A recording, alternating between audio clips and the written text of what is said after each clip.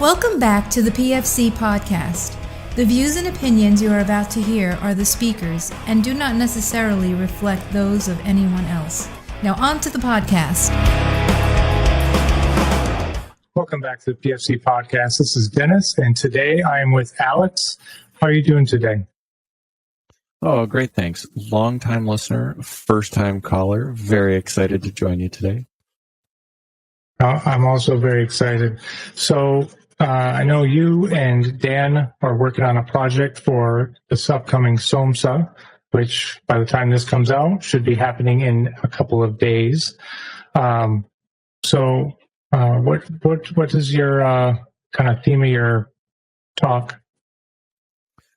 Yeah, so I guess credit where credit's due. This is mostly Rick and Dan's idea, and so the a standard caveat that I usually give, in addition to the show opener caveat, which is anything that I say that's really smart today is definitely not my idea. That is 100% from Dan and Rick and other smart people that I've just stolen and parroted.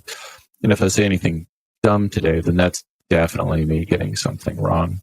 I was out with Rick on a FTX and Dan ended up coming in, and the two of them really latched on to an idea that they have started to foment and foster over the last couple of years. They'll be presenting that at SOMSA this year, and in chatting with Paul a couple of weeks ago, he really liked this idea, and his question to us was, how else are we going to help communicate this out to the wider community that is unfortunately not going to be able to attend SOMSA this year. And so we're really hoping to kind of start a conversation on this topic and engage the community, get feedback, and see how we can improve, perhaps even break this and get it better for the operational folks out there who need assistance taking care of critically ill patients. Cool. So, what gaps did you find? Yeah, so Rick's idea was that we have done a great job in GWAT with defining the different phases of care in TC3, and we all know those quite well, the care under fire, tactical field care, and CASEVAC care. And a lot of the educators out there, when we're working with our partner forces or even teaching our conventional or non-medical folks, end up saying that TC3 is the basis for PFC. We haven't defined similar phases of care in PFC, and I think it's to the detriment for those who like to think about care in an organized mindset. So, are you talking something different than like Ruck Truck House Plane, or I guess, what do you mean? Yeah, it's a great question. And again, I would say the smart idea here came from Rick, and what Rick said is TC3 may not necessarily be the best way to frame our thought process about PFC. And his point is really that March is probably how our medics should be thinking about taking care of their patients. Because as we know well from many great publications, you think about March when you're in care under fire. You also think about March maybe through a different lens when you're in tactical field care, and the same as TACEVAC. And so Rick's point is we should continue to think about March irrespective of the setting that we're in, but maybe we think about it through a different lens when we're in prolonged field care. And Dan also made the excellent point that similar thought process for doctors when we take our advanced trauma life support course and we're still taught the A, B, C, D, E, we're still doing that same algorithmic approach, whether we are in the resuscitation bay, whether we're in an ambulance, or perhaps even in a tent out in the middle of nowhere. And in my practice setting, doing trauma surgery and critical care, we have kind of a similar thought process when we do damage control surgery to, I think, how we're thinking about prolonged field care. So in damage control surgery, before we even take the patient for that initial surgery, we have to initially resuscitate the patient. We have to get their hemodynamics up to a state where they can tolerate getting their blood pressure dumped when we paralyze them and put them under positive pressure ventilation. Because, of course, as we know, when you put those patients on positive pressure, you impede their venous return to their heart, and so their blood pressure tanks. You paralyze them, to intubate them, their blood pressure tanks. And many of us in the community have done a great job, unfortunately, killing a lot of our trauma patients by inadequately resuscitating them before we intubate them and take them to the OR. And then that's phase 0 of damage control surgery. Phase 1 is really the initial surgery, and all we do is quickly get into the belly or the chest, stop bleeding, restore vascular flow, usually with shunting, and stop bowel spillage, because that's going to be your future sepsis patient. Then we immediately get that patient out of the OR and get them back up to the ICU, where we can normalize their hemodynamics and normalize their physiology with either component therapy or external coagulation adjuncts. And then, of course, in a delayed manner, we're going to leisurely, hopefully, take our patient back to the operating room and do that definitive surgery. And so Rick mostly is the driving force for this. Again, he deserves all the credit. And he's come up with a similar way to think about approaching your PFC patient. And as every MBA graduate out there knows, the most important part of any business project is you've got to start with a snappy acronym. And of course, Rick has nailed that. So the acronym that he's running now is PeaceKnot. What do you think about that, Dennis? PeaceKnot? Hey, it's made for the operational medic. Okay. Yeah. That sounds good. It's got to work well for most of us. And so That's all right.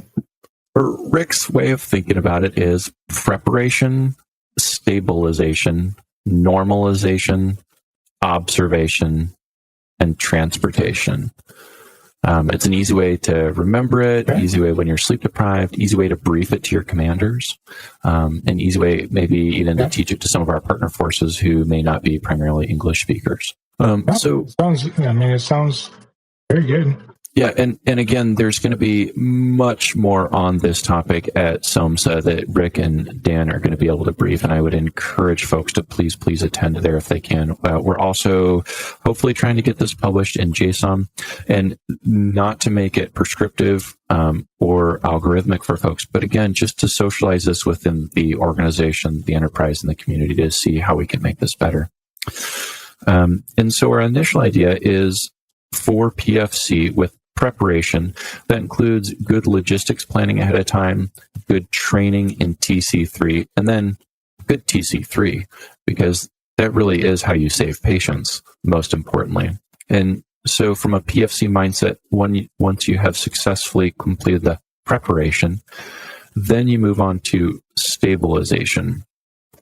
And so that's where we tend to see trading out of different interventions through the March algorithm again. For example, you could trade out a needle decompression for a chest tube. You could change out perhaps a supraglottic airway for a definitive airway. Perhaps that field expedient IO, you could trade out for a better prepared IV. And then after stabilization, you would move on to normalization. And that's, again, where we would expect the patient's physiology to get normalized and correct coagulopathies. And these are time periods that are going to take hours to days. When we train some of our partner forces, this is usually the first several hours of the patient care, or the PJs I love always have a really good mad minute, and then they move on to stabilizing their patient with the entire team. But then once they've done that stabilization, then they break into their work rest cycles. And that would be essentially watching your critical care interventions have their effect on your patient, normalizing them. And then moving on to observation, could be a period of days to perhaps even weeks in the prolonged field care environment. And if you are able to normalize and return your patient to a normal status, this observation period may even include physical rehab in the A2AD environment. And then, of course, the last chain of survival, as we're liking to call this, is transportation. So that could include security planning, patient packaging, admin support, and your logistics. And that's our idea so far. It is very nascent. And I say our idea. I have very little to do with this, but I think it's really, really smart. I like hearing about it, and I'd like to support it. What are your thoughts? What do you think so far that we could do better? I like it. Okay, it flows very well. Definitely it's logical in its progression. Now, just like, care under fire, TACIVAC, like all the different stages that we know about T-Tri-C, any of those phases you can move forward or move back depending on the tactical situation. So an example off the top I'm thinking is, okay, obviously preparation, right? To get a casualty, to get them stabilized, but now I need to transport to get them to somewhere where I can, optimize the resuscitation. I have 2 units of blood, but the guy needs 12 units of blood. We need to move him back to a more secure location. We need to move him to where we have more resources stocked, right? Then we can do our stabilization, or when we finish our stabilization, moving into optimization, right? And then maybe we need to transport again to get him to more definitive type stabilization. So I would say, just off my head, I like the logical progression of it. Just recognizing that you can't be married to an algorithm. You have to be fluid throughout, and in each of those phases, I would think anyway, March dominates. Yeah, that's a good point, and I'm glad you brought that up because you are 100% right, and Rick continues to say that as well, and I feel too, which is just to your point, it certainly can skip and go forward and back, and I think your community knows that better than many, especially with the UW mindset that you guys have. Mm-hmm. And that's just because that's just what I think about all the time. So, yeah, I think you're exactly right. And also, before we started recording, you and I were talking about how we should really start thinking about what the next conflict may entail for our community. And it may likely look a lot like what is currently going on in Eastern Europe. And that is a very complex UW environment, to your point, which goes forward and backward and may stagnate for days before skipping forward in this chain of survival quickly. And that is incredibly chaotic, sounds stressful, and fortunately, your community members are experts in that domain. Well, thank you. Thankfully, I also don't have firsthand experience having to deal with that, but I do read and I do like to learn from other people's mistakes. So one thing that comes to mind with the observation phase, just from your experience, say I have a multi-system trauma patient, we've stabilized them to the best of our abilities. Let's say we do have hemorrhage control. We've resuscitated him to the best of our abilities, and now we're kind of in this observation type zone. He can't stay here next to me. We need to move, and we can't move fast enough with him and his 12 other buddies.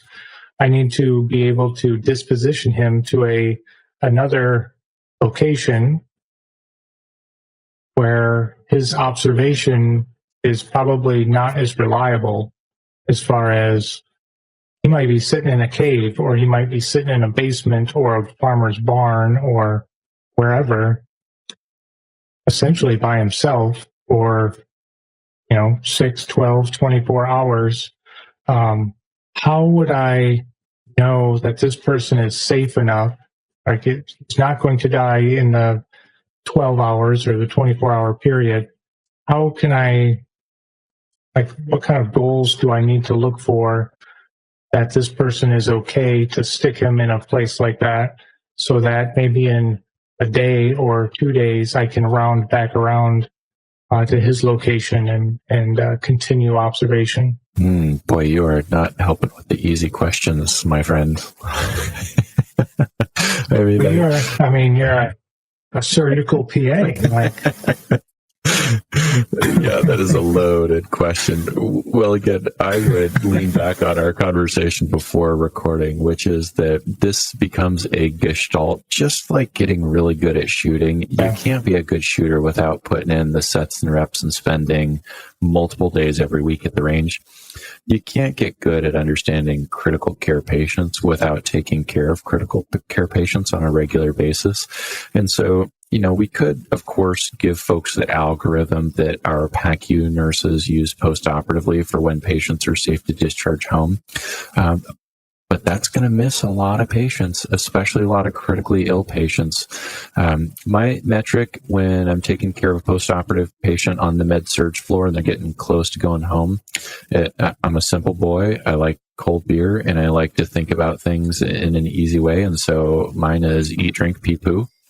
So I like to tell my patients that if you can eat, drink, pee, poo by yourself, then you are safe to go home by yourself. There's certainly a lot more to it, but if you can maintain those basic functions, stay hydrated, manage your own bodily functions without being concerned for contamination or possible infections, skin breakdowns, and you can stay warm, that's going a long way.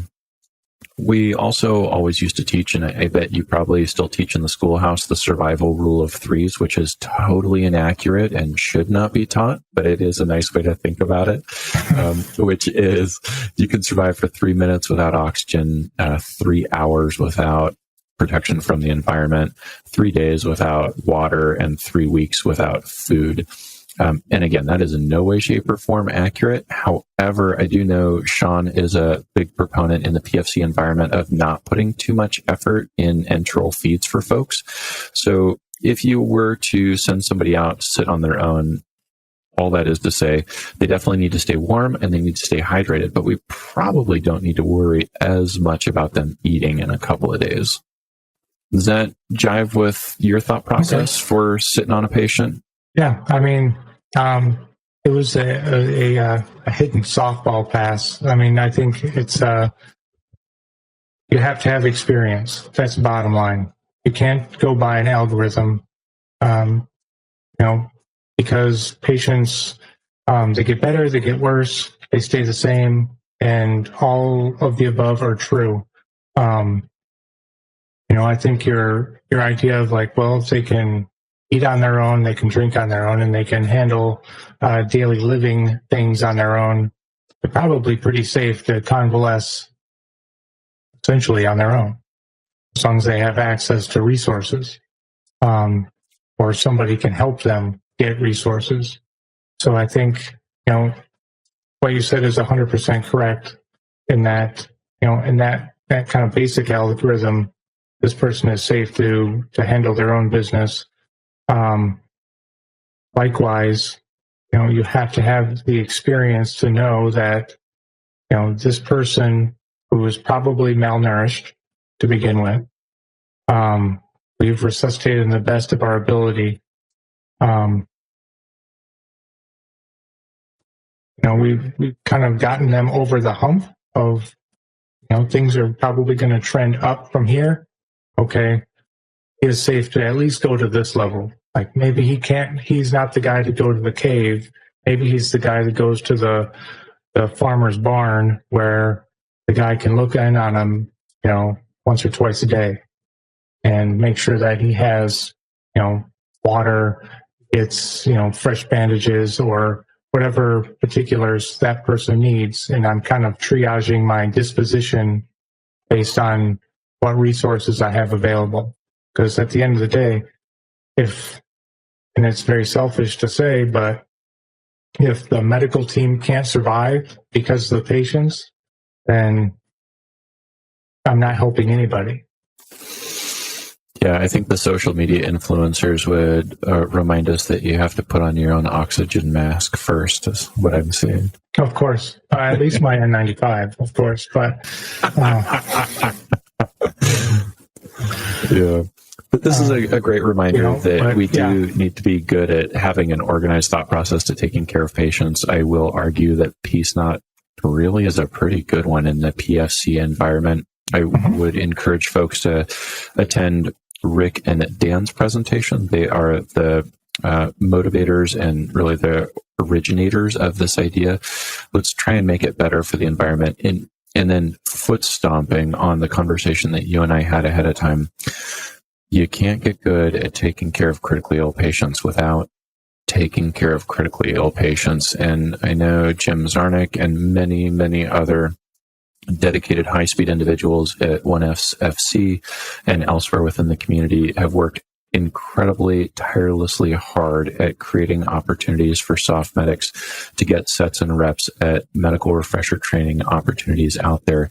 And it is incumbent upon us, if we love and care for our colleagues on the team, that we go out and we become proficient at taking care of them when our dearest friends get injured. And so if you are not finding the time and the white space to go and take advantage of those medical refresher training opportunities, you are doing something wrong, and your commander is not prioritizing the life-sustaining skills, training, and techniques that we have to offer our far-forward teams. So please do reach out to those in your community to take advantage of medical refresher training, because you can't be good at taking care of critically ill patients unless you're good at taking care of critically ill patients from lots and lots of training. Yep, I 100% agree. I do have 2 points. One, I guess, addressing commanders, because God knows they won't listen to someone like me. Maybe they'll listen to jocks like you, PAs like you. But, we looked at current conflicts around the world. Like, let's just take Ukraine as an example. Like the medical infrastructure that they've created, I would argue is at least as important as the new tanks, the new rockets, the new weapons that we've provided us and the rest of the world, because it gives each of those fighters the confidence that if I get injured, I will be taken care of to the best of my team's, my units, my country's abilities. And I think that is a deciding factor that we talk about, we give lip service to, but people are demonstrating it currently, that medical care and that confidence that brings, that fosters, is, I think, a deciding factor in the success of an operation like this. That's point one. Point two is more of a question than a rant. So you work at a facility. I want to come to your facility and train on really sick people, and I want to make all the decisions. I want to have all the stress on me. I want to be there on the bleeding edge of medicine.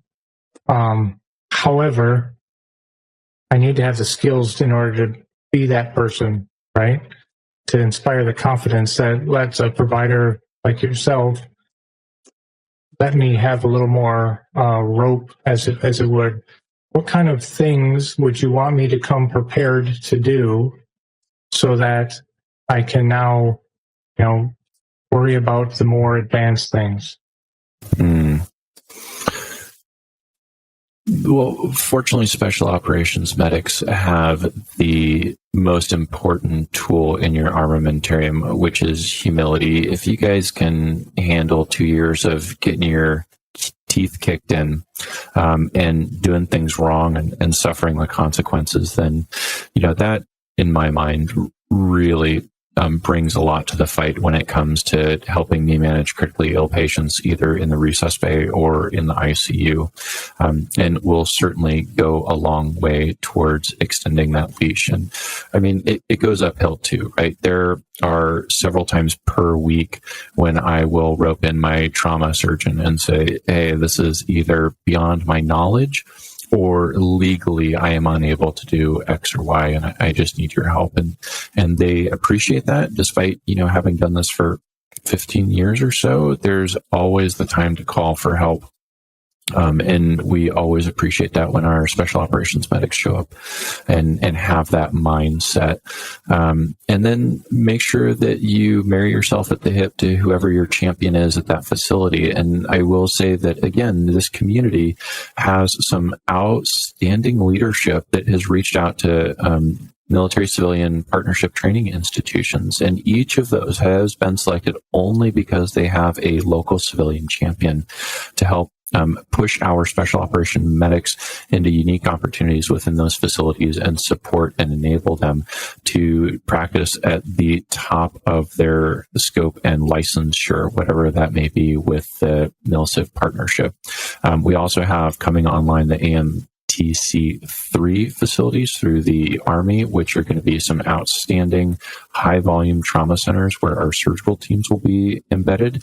And I would not be at all surprised to see opportunities for our soft medics to practice alongside those folks. Because, again, when Dan and Rick and I set up some really great training that is led by both soft medics as well as doctors, we tend to see the most bang for the buck for both soft medics and doctors when we're able to flow through those patients from POI care, where the soft medics are teaching, to PFC, where usually it's soft medics teaching. And then the soft medics get to follow those patients and roll into your far forward austere surgical teams and help those teams provide the next level of care. And that's really how we get better at taking care of our patients, is seeing what the rest of our colleagues can do. And I'm actually even reminded of a wonderful lecture I heard a few years ago at one of the trauma annual conferences. And it was somebody who was getting a Lifetime Achievement Award. And he said, we don't get better at sitting within our own wheelhouse. We get better at reaching out and learning from our partners and our colleagues. And he gave the example as a trauma surgeon of having a really, really sick trauma patient come in who had just a shattered liver. And the patient, by all rights, should have died with him on the table. But he had recently said, I'm not comfortable with liver trauma. And so he'd gone and scrubbed with one of his hepatobiliary surgical colleagues and learned how to do some very advanced trauma surgery. And lo and behold, when this patient came in, he felt comfortable because he had expanded his wheel set.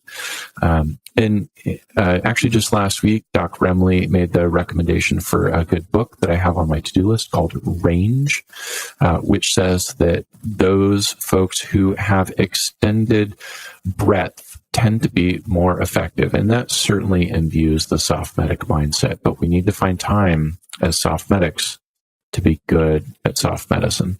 Yeah, absolutely. I mean, I definitely like what you said about the humility, because I think in general I think we're pretty good at self-assessing our strengths and weaknesses. And this was kind of many years ago when telemedicine first started coming online, and I was brand new to this new prolonged field care group. And I raised my hand in front of all these senior enlisted and colonels and a bunch of people that I didn't really have a business speaking. But I asked them, at what point in the training are you going to start incorporating this? Because I can tell you, at no point in the training is it okay for you not to know the answer. So when is it that you want people to come to those terms and then call out for help, if that makes sense? So I think understanding your true capabilities and just reaching out to whomever else, right? If they don't know, that's too easy. Go to somebody else. If they don't know, go to somebody else. You get bits and pieces from all over the community, and every specialty has their strengths and weaknesses and things that they're comfortable with and not comfortable with for whatever reason. Just reaching out to all of them and trying to absorb what you can, I think, is going to make you a lot more holistic in your abilities and give you a lot more tools in your toolbox when it comes to the operational prolonged field care type environment, when you have to improvise literally probably everything or next to everything. So I will come full circle and pick up your previously mentioned mantra that the U.S. military has a expanded influence with our partners because we work by, with, and through them, and we bring a force multiplying capability when we augment our host nation and partner forces with our enhanced medical care. That is one of the unique capabilities that we have, and I think those in the community have heard time and time again that if the U.S. will supplement some partner force with one of our special operations surgical teams of some variety, we can get them to fight their own fight, and we don't have to commit America's sons and daughters to that fight. So you out there as special operations medics, I need to help me enhance our medical capability from the doc's perspective, because as a provider, it has been a humbling education to learn about operational medicine from soft medics. And so please, when you're out there on the team, I would love it if you would grab some young doc or PA and drag them out into the field and you teach them about operational medicine. Because I can tell you, we get really good education about clinical medicine, but we don't know a darn thing about operational medicine until you guys, the experts, teach us, and then together we can create a force multiplying effect to enable completion of the national defense strategy and the strategic aims and complete the mission for the ground force commander. But it is absolutely a two-way street, and we need your help teaching, and we need your help learning to make that happen. And I hope that PeaceKnot is a helpful framework to both learn and teach our partner forces in this new PFC domain that I think we will all find ourselves in soon. Now, when you talk about inviting, you're more than welcome to come to our course, and we will put you through the paces for certain. Yeah, that would be super fun. I've had that on my to-do list for a while, but life keeps getting in the way. But that would be really, really fun.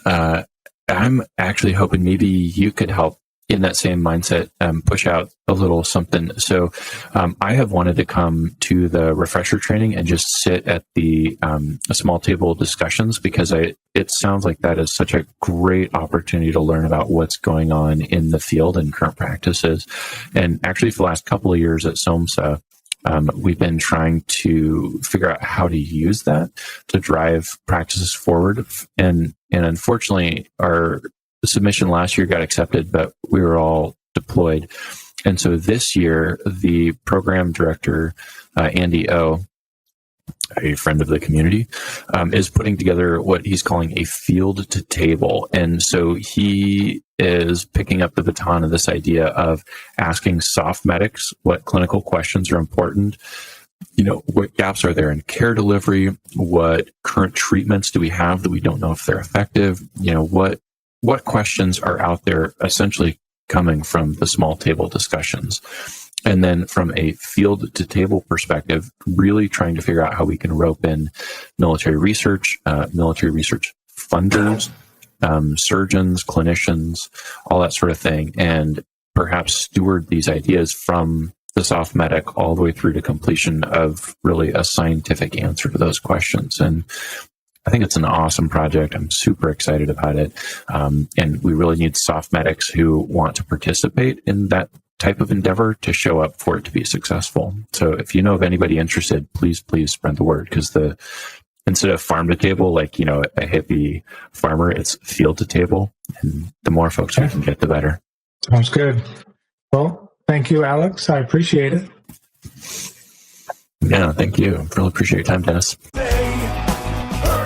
That's it for today's podcast. Make sure to go to our website, www.prolongedfieldcare.org. Check out our free downloads and a ton of other helpful information. Grab a bag of our fresh roasted PFC coffee, links in the description below, and stay on the bleeding edge of combat and austere medicine. This is Dennis for the PFC Podcast. Out.